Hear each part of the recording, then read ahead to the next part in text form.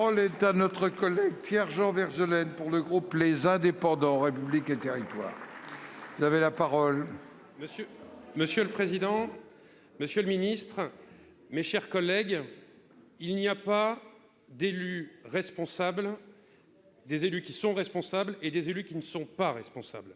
Dans cet hémicycle, nous savons que de gouverner dans cette période actuelle est quelque chose qui n'est pas évident.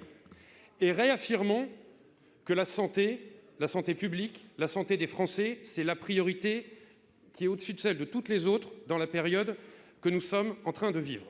Le président de la République, la semaine dernière, a annoncé le reconfinement. Reconfinement que nous pouvons qualifier de partiel. Les écoles, les collèges, les lycées sont ouverts. Certains commerces, des grandes surfaces, des GAFA, des grands groupes qui livrent les foyers fonctionnent et d'autres sont fermés. Et on constate que dans le pays, ça crée de nombreuses incompréhensions qui sont légitimes. Je vais vous dire, je vais y aller de mon conseil, sortez de cette notion de produit de première nécessité. Si vous mettez le doigt là-dedans, vous n'en sortirez jamais. Tous les jours, vous aurez de nouveaux produits de première nécessité qui auront des arguments qui tiennent la route. La boussole, ce doit être la sécurité sanitaire. On peut rouvrir si la sécurité sanitaire est respectée. On ne peut pas si ce n'est pas possible. Réouverture partielle si c'est comme ça. Et il y a des commerces donc qui réouvriront, d'autres qui auront des fonctionnements à la marge, d'autres qui seront en livraison. Mais là où on a un devoir, où vous avez un devoir, c'est d'être au rendez-vous, d'apporter à ces commerçants, à ces indépendants, de la visibilité, un soutien et une confiance et un accompagnement qu'ils méritent et que nous leur devons. Merci de votre attention. Pour vous répondre, la parole est à Monsieur le Premier ministre.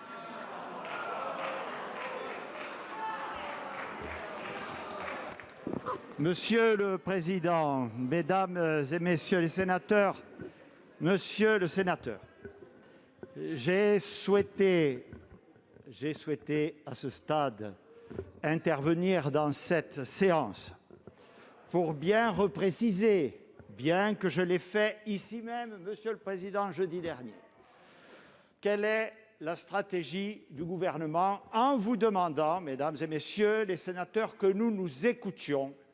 Au moins, la gravité de la situation le mérite-t-elle.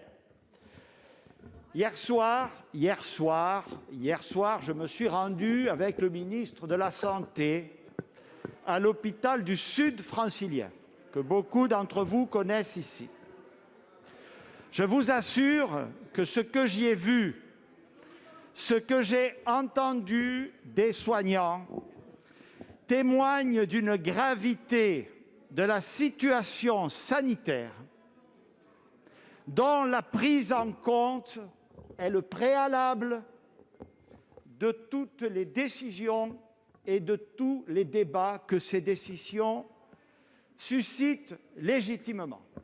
Hier encore, plus de 430 personnes sont mortes en France. Cette maladie touche toutes les tranches d'âge. Même en réanimation hier à Corbeil-Essonnes, dans un état très grave, il y avait deux patients, l'un de 27 ans, l'un de 33 ans. Personne n'est à l'abri. Comme dans tous les pays, je l'ai expliqué et réexpliqué, on doit y naviguer à vue aussi, puisque là-bas aussi, le déconfinement a conduit à des mesures de freinage très lourdes, voire à des reconfinements. La vérité, au-delà des polémiques politiciennes, la vérité, c'est que cette épidémie, cette deuxième vague est là, qu'elle est arrivée beaucoup plus vite et beaucoup plus fort que tout le monde l'avait pensé, et que nous avons été conduits à amplifier les mesures que nous avons prises. Ces mesures, vous les connaissez, ça a été dit par plusieurs d'entre vous, c'est un nouveau reconfinement. Le reconfinement, mesdames et messieurs les sénateurs, c'est quoi? Vous le savez. C'est faire en sorte qu'on reste chez soi. Le déconfinement, on est libre de sortir et tous les lieux où l'on va sont entourés de protocoles sanitaires. La logique du confinement, c'est de laisser le maximum de gens chez eux, d'éviter les flux, d'éviter les interactions qui sont propices à la propagation épidémique. Vous avez parlé à juste titre des reconfinements adaptés. Ben oui, nous vous avons écouté.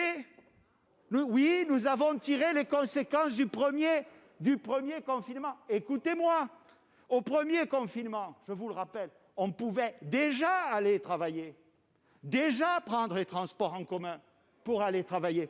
Il n'y a rien de nouveau. Au premier confinement, en revanche, nous avions fermé tous les établissements scolaires. Et nous en avons tiré les conclusions parce que cette décision a emporté, vous me l'avez souvent dit, des conséquences extrêmement préjudiciables, notamment pour nos enfants. Et des études scientifiques, à commencer par la très sérieuse Société française de pédiatrie, nous ont dit surtout, ne reconfinez pas les enfants. C'est ce que nous avons fait. Donc ça veut dire effectivement que nous avons moins reconfiné qu'à la première étape.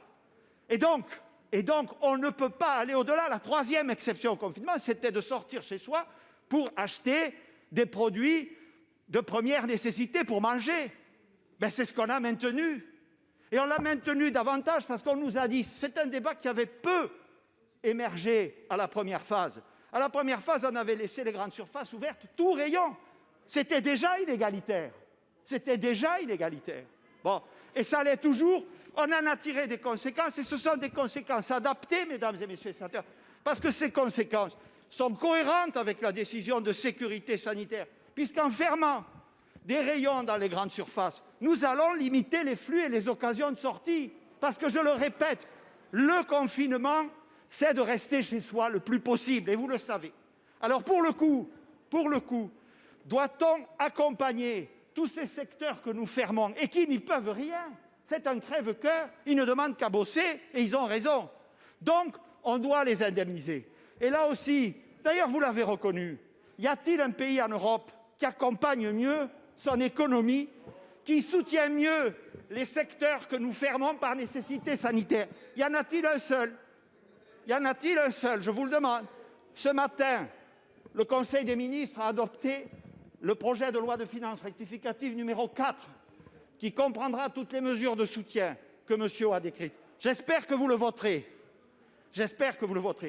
Et tous ces commerces, on les reçoit, on les accompagne, on prépare l'échéance du 12 novembre. Mais on ne pourra la tenir que si la situation sanitaire s'améliore.